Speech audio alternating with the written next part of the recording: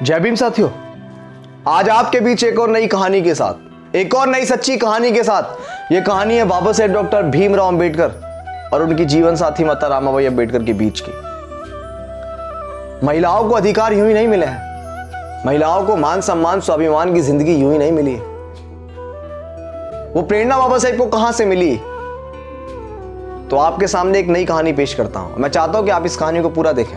और ये कहानी नहीं, एक सच्ची है घटना, एक सच्चा घटनाक्रम है जो आपके बीच मैं पेश करने जा रहा हूं। बात उस समय की है कि जब बाबा साहेब डॉक्टर भीमराव अंबेडकर देश में रहने वाले तमाम शोषित, वंचित, पीड़ित, दलित, बहुजन और सर्व समाज के मसीहा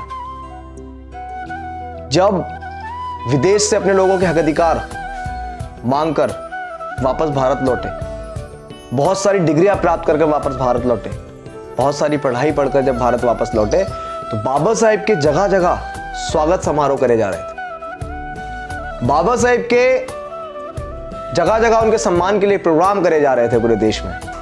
और बाबा साहेब देश के एक जो निचला तबका जिसको कहा जाता था, एक पुस्तक के तहत एक देश में रहने वाला निचला तबका जो था, बाबा साहेब उसके मसीहा के रूप में उभरे, दलितों के सबसे बड़े नेता के रूप में उभरे उन दिनों। और जब बाबा साहेब के जगह जगह सम्मान हो रहे थे, जगह जगह स्वागत किए जा रहे थे, तो माता रामाबाई अंबेडकर के दिल में भी एक जिज्ञासा पैदा हुई कि साहब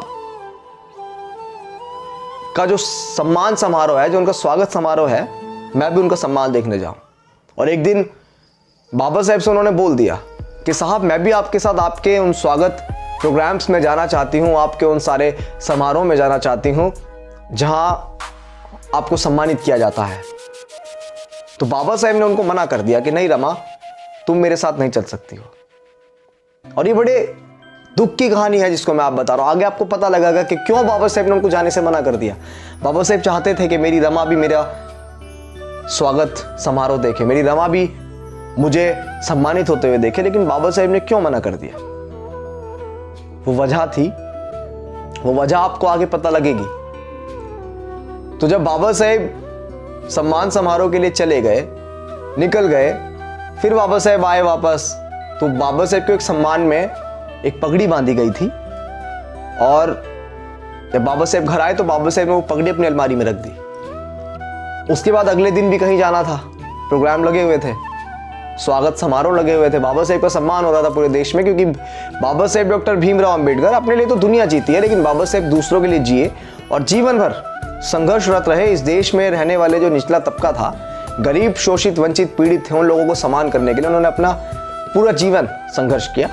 इसके लिए पूरे देश में उनके स्वागत समारोह हो रहे थे। तो अगले दिन बाबा साहेब के एक और प्रोग्राम में जाना था। तो माता रामाबाई अंबेडकर को पता लगा कि मेरे साहब ने मुझे क्यों मना करा अपने साथ ले जाने के लिए। तो माता रामाबाई अंबेडकर ने बड़े दुख के साथ, जो पगड़ी होती है, क्योंकि साड़ी नहीं थी अच्छी सी जाने के लिए, तो वो जो पगड़ी थी, माता रामाबाई अंबेडकर ने, बाबा साहेब की जीवन संगनी ने, जो देश में दलितों के रहबर बनकर उभरे, जिन्होंने दलितों के लिए आजीवन संघर्ष किया, देश में समानता लाने के लिए आजीवन संघर्ष किया, मैं समझता हूं कि अगर चाहते तो फिर माता रामाबाई अंबेडकर के पास शायद जो सबसे अच्छी साड़ी होती देश के अंदर, वो माता रामाबाई अंबेडकर के पास होती, लेकिन नहीं थी। उसका कारण था क्योंकि वो इतने सम्मान होने के बावजूद भी आगे तक का सोचते थे बाबा साहेब कि कैसे और आगे लड़ाई लड़ी जाए। तो जब बाबा साहेब स्वागत समारोह के लिए निकल गए, एक प्रोग्राम के लिए निकल गए, तो माता रामाबाई अंबेडकर ने बाबा साहेब की जो पगड़ी थी, जो प्रोग्राम से बंधी थी, तो माता रामाबाई ने साड़ी की तरह उसी पगड़ी को पहन लिया। और बाबा साहेब का जब प्रोग्राम था, माता रामाबाई वहीं पहुंच गई और वहीं जाकर उनका प्रोग्राम देखने लगी। और प्रोग्राम देखते देखते वो पगड़ी जो होती है, वो कपड़ा ऐसा था कि वो धीरे धीरे नीचे से सिकुड़ना स्टार्ट हो गया, धीरे धीरे नीचे से सिकुड़ना शुरू हो गया। अब पगड़ी सिकुड़ते सिकुड़ते सिकुड़ते सिकुड़ते बहुत ज्यादा सिकुड़ गई।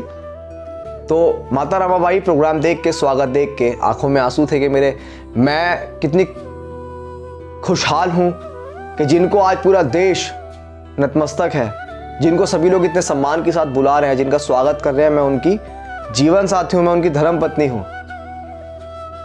ये मेरे लिए बड़े सम्मान की बात है। आंखों में आंसू थे और ये बात सोचकर, जब क्योंकि पगड़ी थी वो सिमटती चली जा रही थी, वो कपड़ा था वो सिमटता चला जा रहा था, तो माता रमाबाई अंबेडकर वापस घर आ गई। लेकिन बाबा साहेब ने माता रमाबाई अंबेडकर को मंच से देख लिया था कि दूर कहीं रमा खड़ी हुई है। बाबा साहेब ने क्यों मना किया था? क्योंकि बाबा साहेब के पास व्यवस्था नहीं थी कि माता रमाबाई को वो अच्छी सी साड़ी पहना सके ताकि वो उनके साथ स्वागत समारोह में जा सके। समझ रहे हैं आप? तो माता रमाबाई घर आई, उन्होंने वैसे ही साड़ी को उस पगड़ी को लपेट कर अलमारी में रख दिया और साहब के आने के बाद बोला, कैसा रहा तुम्हारा प्रोग्राम? आपका प्रोग्राम कैसा रहा साहब? तो बाबा साहब ने बताया कि रमा, मैंने तुम्हें देख लिया था, लेकिन तुम भी अपने आप को कोसती होगी रमा कि मैं कैसे व्यक्ति के घर में मेरी शादी होकर आई जो मुझे अच्छी सी साड़ी लेकर भी नहीं पहना सकता है। तो माता रमाबाई अंबेडकर ने कहा कि नहीं साहब, आप जो कर रहे हैं वो एक समाज के लिए कर रहे हैं, आप जो कर रहे हैं वो दबे कुचले शोषित वंचित पीड़ित लोगों के लिए कर रहे हैं। तो मैं ना साड़ी पहन पाऊं, लेकिन आने वाली तमाम महिलाएं, आने वाली करोड़ों महिलाएं सम्मान के साथ जिंदगी जिएंगी, तो मैं समझूंगी कि आपके त्याग, आपके समर्पण, आपके बलिदान ने उन सब लोगों को वो सारी चीज़ें दी जो मुझे नहीं मिल पाई। मैं अपने आप को महसूस करेंगी कि वाकई जो सारी चीज़ें मुझे नहीं मिल रही हैं वो मेरे आने वाली बच्चियां पहन रही हैं। मेरे आने वाली देश में रहने वाली तमाम जो करोड़ों शोषित वंचित पीड़ित लोगों के घर में महिलाएं हैं, देश में रहने वाली तमाम समूची महिलाएं हैं, वो सब पहन रही हैं। तो मैं तो अपने आप को बहुत खुशनसीब मानती हूँ साहब कि मैं आपके घर में हूँ, मैं आपकी जीवन साथी हूँ। ऐसा आप ना सोचें। आप सोच रहे हैं आज देश में महिलाओं को इतनी सारी चीज़ें मिल पा रही, इसमें त्याग था माता रमाबाई अंबेडकर का। क्योंकि माता रमाबाई अंबेडकर चाहती तो वो डिमांड कर सकती थी, नहीं साहब मुझे तो अच्छी सी साड़ी चाहिए। अगर माता रमाबाई चाहती तो वो डिमांड कर सकती थी कि नहीं, मुझे भी एक अच्छे से घर में रहना है। वो चाहती तो वो भी डिमांड कर सकती थी कि नहीं, मेरे बच्चों को पहले अच्छा सा आप सारी चीज़ें की व्यवस्था करके दीजिए। लेकिन माता रमाबाई ने नहीं कहा। वो कहावत आपने सुनी है कि एक कामयाब व्यक्ति के पीछे एक औरत का हाथ होता है। तो बाबा साहेब की कामयाबी के पीछे माता रमाबाई उनकी जीवन साथी का हाथ था। क्योंकि शायद अगर वो साथ ना देती तो बाबा साहेब टूट जाते। जितनी कठिनाइयां बाबा साहेब के बीच आई, उन कठिनाइयों में उनका हिस्सेदार बनकर माता रमाबाई अंबेडकर खड़ी रही। ये बातें सुनने में बहुत छोटी लगती हैं, लेकिन जिसके साथ बीती होंगी, क्योंकि हमें जो ज्ञान मिलता है वो सारी चीज़ें हमने देखी नहीं, हम तो कहीं से पढ़ते हैं, आप तक पहुंचाते हैं। लेकिन जो चीज़ें वाकई हुई होंगी, आप सोचिए कितना पीड़ादायक होगा वो लम्हा जब बाबा साहेब एक साड़ी की व्यवस्था नहीं कर पाए अपनी धर्मपत्नी के लिए भाई। लेकिन आज हम लोगों को वो सारी चीज़ें मिल चुकी है। देश में रहने वाली तमाम जितनी भी करोड़ों महिलाएं हैं, मैं सबसे कहना चाहूँगा कि आपको इतनी सम्मान की ज़िंदगी मिली है, उसके लिए माता रमाबाई अंबेडकर ने त्याग, समर्पण, बलिदान दिया है, अपनी ऐशो आराम को ठुकराया है जब आपको सारी चीज़ें मिली हैं। लेकिन आज कमाल की बात है कि हम लोग उनका एहसान भूल रहे हैं। आज कमाल की बात है कि हम लोग बाबा साहेब को भी गलत बताते हैं, उनके लिखे हुए संविधान को भी गलत बताते हैं, उस कॉन्स्टिट्यूशन को भी गलत बताते हैं। देश में रहने वाले सर समाज से कहना चाहूंगा और खासकर बहुजन समाज से कहना चाहूंगा कि आप लोग आज समझ जाइए कि किस तरीके से वो जीवन मिला, किस तरीके से ये मान सम्मान स्वाभिमान की जिंदगी मिली। महिलाओं से कहना चाहूंगा कि माता रमाबाई अंबेडकर नहीं होती, क्योंकि अगर वो अच्छी अच्छी चीज़ों की डिमांड करती तो बाबा साहेब वो सारी चीज़ें नहीं कर पाते जो उन्होंने आज की। बाबा साहेब बहुत अच्छा संविधान नहीं लिख पाते, वो पहले तो बहुत अच्छी पढ़ाई नहीं कर पाते अगर माँ रमाबाई का त्याग समर्पण नहीं होता। अकेली रहती थी घरों में, बाबा साहेब विदेश में पढ़ते थे, हालत इतनी बुरी थी, जातीय प्रताड़ना सहनी पड़ती थी, बच्चों की तबीयत खराब रहती थी, लेकिन उसके बावजूद भी बाबा साहेब को परेशान नहीं किया। बाबा साहेब की पढ़ाई में वो अड़चन नहीं बनी। तो आप लोग उस त्याग, उस समर्पण, उस बलिदान को याद रखिए, भूलिए मत। इस कहानी को आप सभी तक पहुंचाने का उद्देश्य सिर्फ इतना था कि हम लोग ना भूलें वो तमाम त्याग, समर्पण, बलिदान जो हमारे लोगों के लिए बाबा साहेब ने, उनके परिवार ने सही। बाबा साहेब ने हमारे लिए अपने 4 बच्चे कुर्बान कर दिए, लेकिन आज मैं गर्व से कहता हूं कि हाँ, मैं भी बाबा साहेब का वंशज हूं, क्योंकि बाबा साहेब नहीं होते तो आज मुझे भी मान सम्मान स्वाभिमान की जिंदगी नसीब नहीं होती। आप लोग मत भूलिए जो एहसान बाबा साहेब का है, माता रमाबाई का महिलाओं के ऊपर जो एहसान है, समूचे भारत के ऊपर जो एहसान है, हम उसको नहीं भूल सकते हैं, हम उसको नहीं चुका सकते हैं। अपने खाल की जूती बनाकर भी अगर बाबा साहेब के चरणों में हम लोग रख देते तब भी उनका किया हुआ नहीं उतार सकते थे। तो इस चीज को आप समझिए।